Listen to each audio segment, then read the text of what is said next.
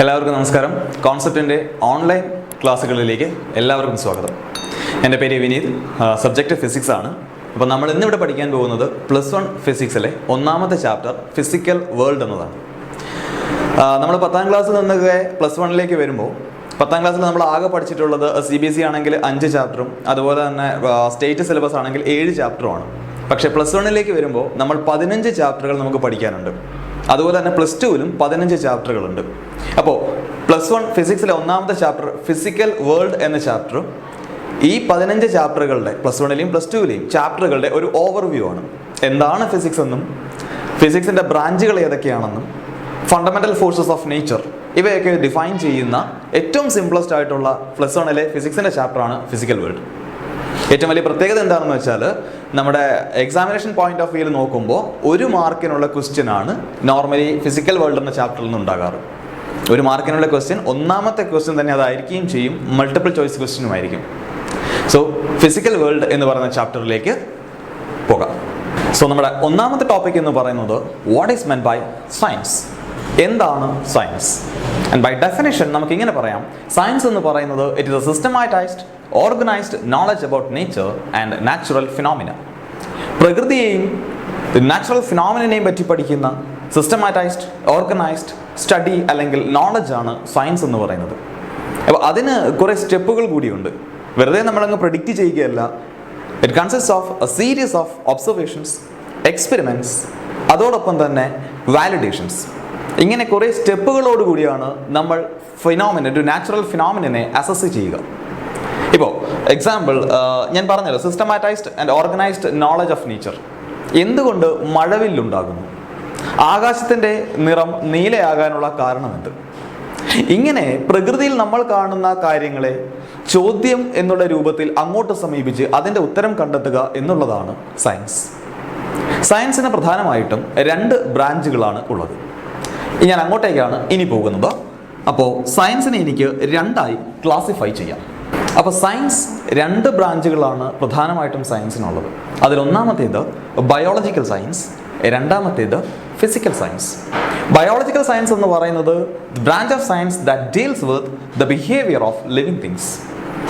ജീവനുള്ള വസ്തുക്കളെ പറ്റി പഠിക്കുന്ന ശാസ്ത്രശാഖയാണ് ബയോളജിക്കൽ സയൻസ്. അപ്പോൾ അതിനകത്ത് വരുന്ന സബ് ഡിവിഷൻസ് ആണ്, ഈ സബ് ഡിസിപ്ലിൻസ് ആണ് ബോട്ടണി, സുവോളജി, ആന്ത്രപ്പോളജി, ഓർണിത്തോളജി എന്നിവ.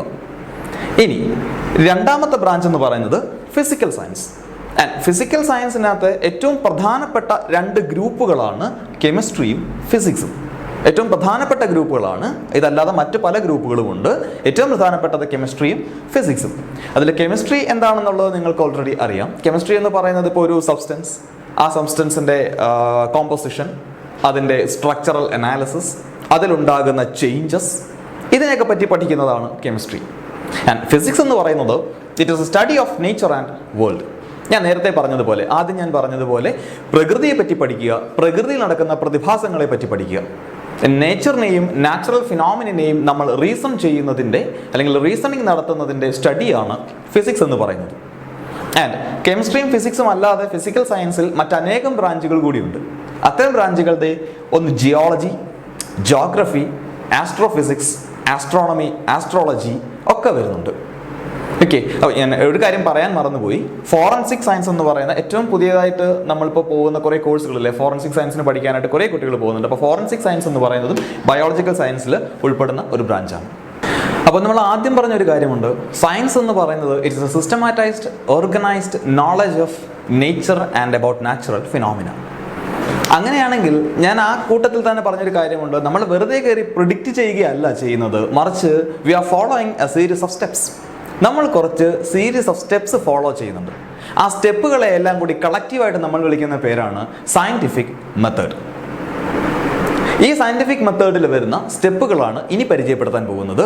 ഒന്നാമത്തെ സ്റ്റെപ്പ് എന്ന് പറയുന്നത് ഒബ്സർവേഷൻ, നിരീക്ഷണം. എന്താണ് ഒബ്സർവേഷൻ എന്ന് ചോദിച്ചാൽ, ഫോർ എക്സാമ്പിൾ ഇപ്പം അല്ലെങ്കിൽ ന്യൂട്ടൻ്റെ പഴയ കഥ നിങ്ങൾ കേട്ടിട്ടുണ്ടാകും. ന്യൂട്ടൺ ഒരു മരത്തിൻ്റെ ചുവട്ടിൽ വന്നിരിക്കുകയും ആപ്പിൾ നിലത്തേക്ക് വീഴുകയും ചെയ്തു. അവിടെ നിന്ന് ന്യൂട്ടൺ ഗുരുത്വാകർഷണ നിയമം, ഗ്രാവിറ്റേഷണൽ ഫോഴ്സ് ഫോർമുലേറ്റ് ചെയ്യുകയും ചെയ്തു. അത് ന്യൂട്ടൺ എങ്ങനെയായിരുന്നു? ഒബ്സർവേഷൻ. ന്യൂട്ടൺ അതിനെ നിരീക്ഷിച്ചു. അത് എന്ത് നാച്ചുറൽ ഫിനോമിനൻ ആണെങ്കിലും ഒരു സയൻറ്റിസ്റ്റ് അല്ലെങ്കിൽ ആദ്യം ചെയ്യേണ്ടത്, അതിനാരാണെങ്കിലും ആദ്യം ചെയ്യേണ്ടത് അതിനെ കീനായിട്ട് ഒബ്സർവ് ചെയ്യുക, നിരീക്ഷിക്കുക.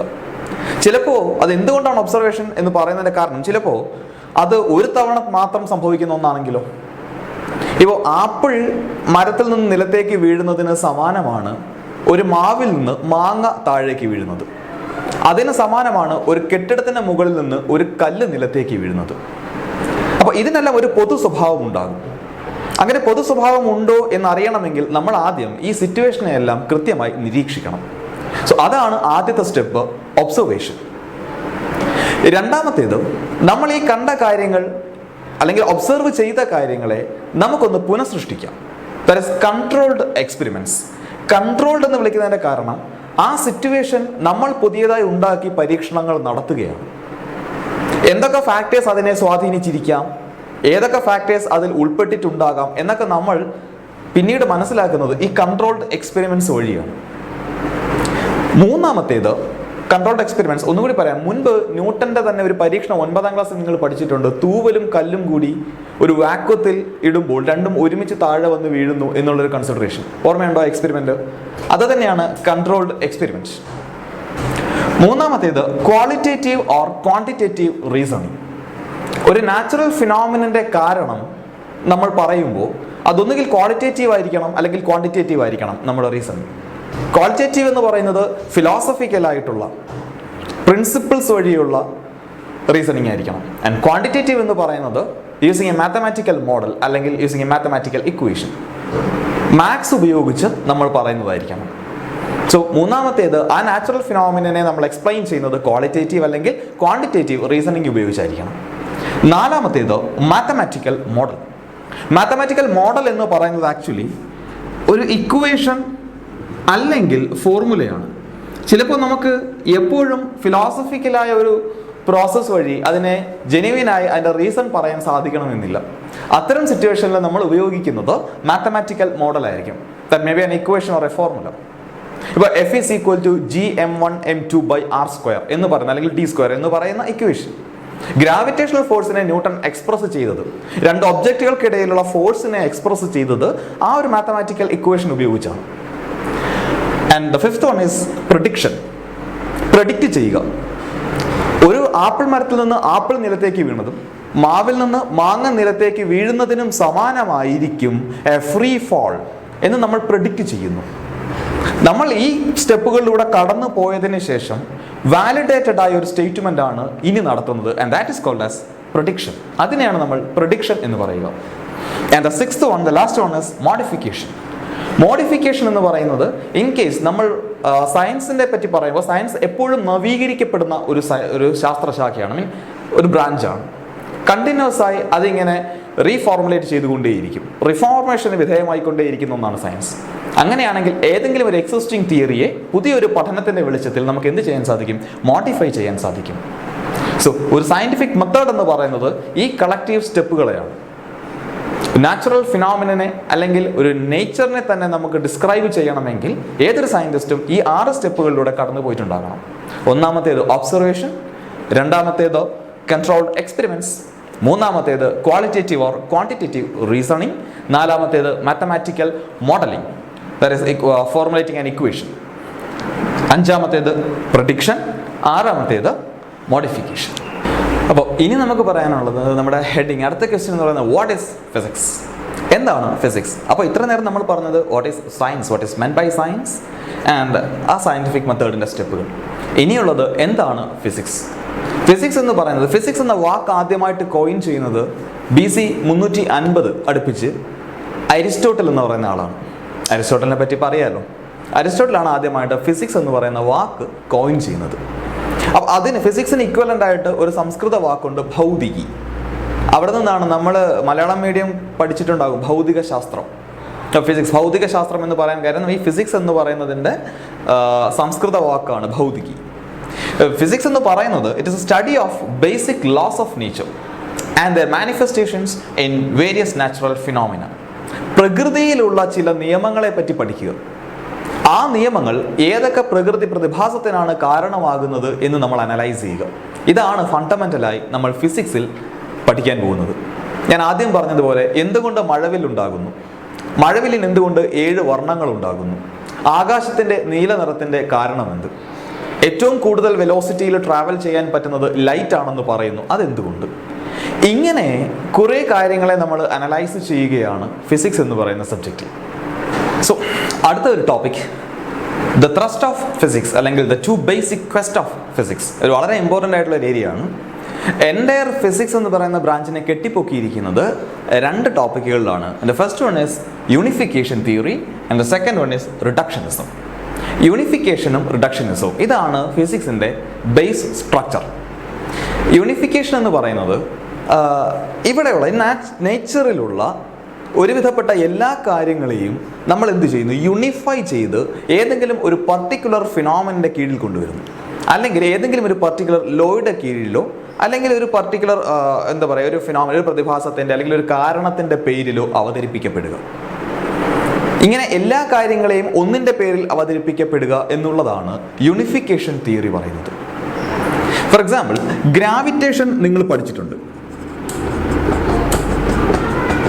ശരിയല്ലേ? സോ ഗ്രാവിറ്റേഷൻ നിങ്ങൾ പഠിച്ചിട്ടുള്ളതാണ്. ഈ ഗ്രാവിറ്റേഷന്റെ കീഴിൽ തന്നെ എക്സ്പ്രസ് ചെയ്യപ്പെടുന്നതാണ് the attraction between moon and earth. ഭൂമിയും ചന്ദ്രനും തമ്മിലുള്ള അട്രാക്ഷൻ, ആകർഷണം ഗ്രാവിറ്റേഷന്റെ കീഴിൽ നമ്മൾ എക്സ്പ്ലെയിൻ ചെയ്യുന്നതാണ്. ന്യൂട്ടന്റെ universal law of gravitation. And motion of A pendulum, ക്ലോക്കിന്റെ പെൻഡുലം മൂവ് ചെയ്യുന്നതിനെ എനിക്ക് ഗ്രാവിറ്റേഷനുമായി റിലേറ്റ് ചെയ്യാൻ സാധിക്കും. And A mango falling from a tree, ഒരു മരത്തിൽ നിന്ന്, മാവിൽ നിന്ന് മാങ്ങ വീഴുന്നതും എനിക്ക് എന്ത് പറയാം, it is under gravitation. So ഇങ്ങനെ ഒരുവിധപ്പെട്ട അല്ലെങ്കിൽ പ്രത്യക്ഷത്തിൽ വ്യത്യസ്തമാണെന്ന് തോന്നുന്ന 3 കാര്യങ്ങൾ, ഭൂമിയും ചന്ദ്രനും തമ്മിലുള്ള അട്രാക്ഷൻ, നിലത്തേക്ക് ഒരു ഒബ്ജക്റ്റ് വീഴുന്നു, ക്ലോക്കിന്റെ പെൻഡുലം മൂവ് ചെയ്യുന്നു. അപ്പൊ ഇതിനെ 3നെയും എനിക്ക് ഗ്രാവിറ്റേഷൻ എന്ന് പറയുന്ന ഒറ്റ ടോപ്പിക്കിലേക്ക് ചുരുക്കാനായിട്ട് സാധിക്കും. And this is meant by unification. ഇതിനെയാണ് യൂണിഫിക്കേഷൻ എന്ന് പറയുക. മറ്റൊരെണ്ണം നോക്കിയാൽ law of conservation of energy. ഇങ്ങനെയുള്ള നിങ്ങൾ പഠിച്ചിട്ടുണ്ടല്ലോ, energy can neither be created nor be destroyed, but it can be transferred from one form to another. It can be converted from one form to another. ഒരു രൂപത്തിൽ നിന്ന് മറ്റൊരു രൂപത്തിലേക്ക് നമുക്ക് എന്ത് ചെയ്യാം, കൺവേർട്ട് ചെയ്യാം, ശരിയല്ലേ? അതിനെ നമുക്ക് രൂപമാറ്റം വരുത്താൻ സാധിക്കും. പക്ഷെ നിലവിലുള്ള എനർജിയെ നശിപ്പിക്കുവാനോ പുതിയതായ ഒരു എനർജി ക്രിയേറ്റ് ചെയ്യാനോ പോസിബിൾ അല്ല. ഇപ്പൊ ഈ ഒരൊറ്റ തിയറിയിൽ നിന്ന് മാഗ്നറ്റിസത്തിൽ നിങ്ങൾ പഠിക്കുന്ന ലെൻസ് ലോ, എനിക്ക് law of conservation of energy ആണെന്ന് പറയാം.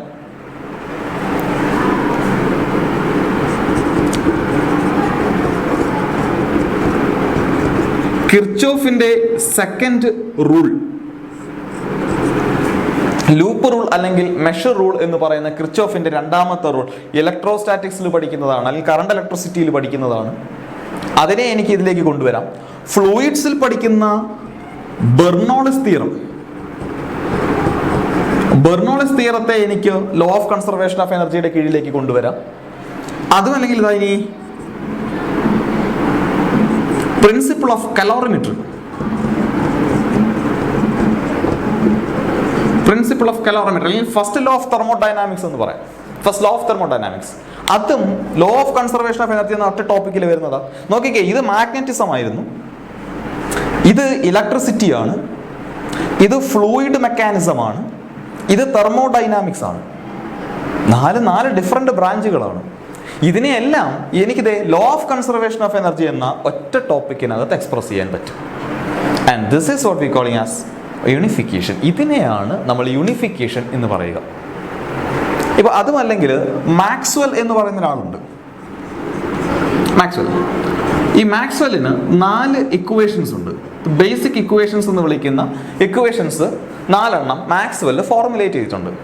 ഈ മാക്സ്വെൽ ഫോർമുലേറ്റ് ചെയ്തിരിക്കുന്ന 4 ഇക്വേഷൻസിന്റെ പുറത്ത് 4 ഫിസിക്സിന്റെ ബ്രാഞ്ചുകൾ നിലനിൽക്കുന്നുണ്ട്. ഈ 4 എൻറ്റയർ ബ്രാഞ്ചുകൾ നിൽക്കുന്നത് ഈ 4 ഇക്വേഷനിലാണ്. Magnetism, electrostatics, electrodynamics, electromagnetic waves. ഈ 4 ബ്രാഞ്ചുകളും നിൽക്കുന്നത് മാക്സ്വെല്ല് ഫോർമുലേറ്റ് ചെയ്ത ഈ 4 ഇക്വേഷനകത്താണ്. 4 ഇക്വേഷൻ നമ്മൾ പഠിക്കും പിന്നീട്.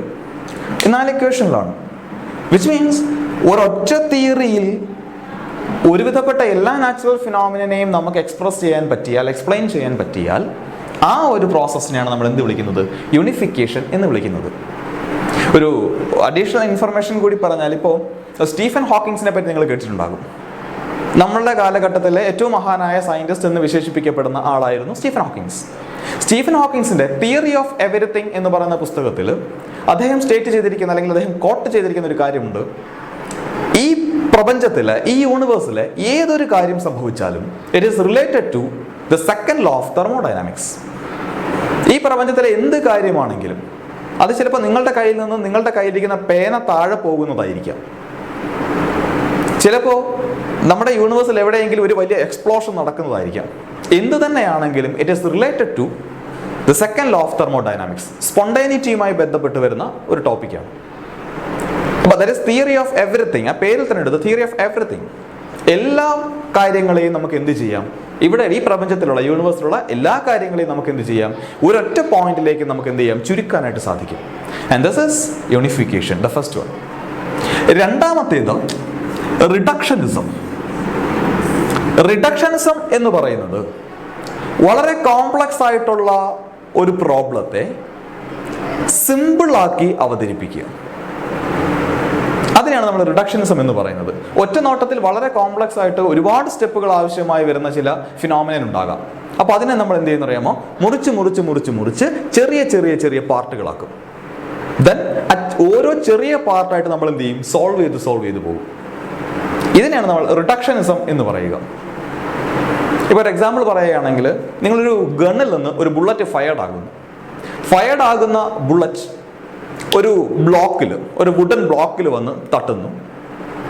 ദെൻ ആ വുഡൻ ബ്ലോക്കിലൂടെ തുളച്ചു കയറി അതൊരു പെൻഡുലത്തിൽ വന്ന് തട്ടുന്നു. ദെൻ ആ പെൻഡുലം ഓസിലേറ്റ് ചെയ്യുന്നു. ഈ ബുള്ളറ്റിന്റെ വെലോസിറ്റി നമുക്ക് തന്നിട്ട്, പിന്നെ വുഡൻ ബ്ലോക്കിന്റെ മാസും നമുക്ക് തന്നിട്ട്, ആ പെൻഡുലത്തിന്റെ മാസും ലെങ്ത്തും ഒക്കെ നമുക്ക് തന്നിട്ട്, ആ പെൻഡുലത്തിന്റെ അപ്പോഴുള്ള വെലോസിറ്റി കാണാനായിരിക്കും ക്വസ്റ്റ്യൻ. അപ്പോൾ ഇതൊരു സീരീസ് ഓഫ് ഇവന്റ്സ് ആണ്. ഒന്ന് മറ്റൊന്നിന് കാരണമായി, അത് മറ്റൊന്നിന് കാരണമായി, അവസാനം എന്തെങ്കിലും ഒരു പർട്ടിക്കുലർ തിങ് ഹാപ്പൻ ചെയ്യുന്നു. അപ്പോൾ നമുക്കിതിനെ ഒറ്റയടിക്ക് എന്ത് ചെയ്യാൻ പറ്റില്ല? എക്സ്പ്ലെയിൻ ചെയ്യാൻ പറ്റില്ല. സോ നമ്മൾ ഓരോന്നായിട്ട് എടുക്കും. ബുള്ളറ്റ് മൂവ് ചെയ്യുന്നു. It is having A particular mass and velocity. അത് ചെന്നിട്ട് അതിലൊരു കൈനറ്റിക് എനർജി ഉണ്ടാകും. ദെൻ അത് ചെന്നിട്ട് വുഡൻ ബ്ലോക്കിൽ തട്ടും. അപ്പോൾ അവിടെ law of conservation of energy, അല്ലെങ്കിൽ പിന്നെ കൺസർവേഷൻ ഓഫ് മൊമെന്റം, അവിടെ കൊളിഷൻ ആണ്, മൊമെന്റം ട്രാൻസ്ഫർ അല്ലെങ്കിൽ എനർജി ട്രാൻസ്ഫർ നടക്കും. ദെൻ അത് വീണ്ടും മൂവ് ചെയ്ത് പെൻഡുലത്തിൽ വന്ന് തട്ടുന്നു. അപ്പോൾ പെൻഡുലം ഇങ്ങനെ ഓസിലേറ്റ് ചെയ്യും. പെൻഡുലം ഓസിലേറ്റ് ചെയ്യുന്ന അനുസരിച്ച് അത് മൂവ് ചെയ്യും. അപ്പോൾ അതിൻ്റെ കൈനറ്റിക് എനർജി ഉണ്ടാകും. അതിൻ്റെ പൊസിഷൻ മാറുന്ന അനുസരിച്ച് അതിന് പൊട്ടൻഷ്യൽ എനർജി ഉണ്ടാകും. അപ്പോൾ നമ്മളിങ്ങനെ ഓരോ കേസായിട്ട് എടുത്ത് ഇങ്ങനെ അനലൈസ് ചെയ്ത് പോകും. വളരെ കോംപ്ലക്സ് ആയിട്ടുള്ളൊരു പോർഷനെ വളരെ ചെറിയ ചെറിയ ടോപ്പിക്കുകളാക്കി സ്പ്ലിറ്റ് ചെയ്ത് അതിനെ സോൾവ് ചെയ്യുന്ന മെത്തേഡാണ് reductionism. So the entire physics is based on these two quest, unification and reductionism.